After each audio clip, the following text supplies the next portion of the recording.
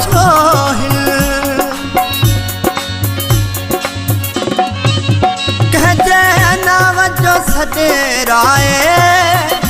हो मथे मान कंदा छो हिल पोए चूर सभई दिल जा हर मान कंदा छो हिल मतलब ले मिलंदा हिल जद धार थी वेंदा मतलब ले मिलंदा हिल जद धार थी वेंदा पोए जिंदगी में त छुरू आज़ार थी वेंदा थीने त सुम्हण वारा जद धार थी वेंदा।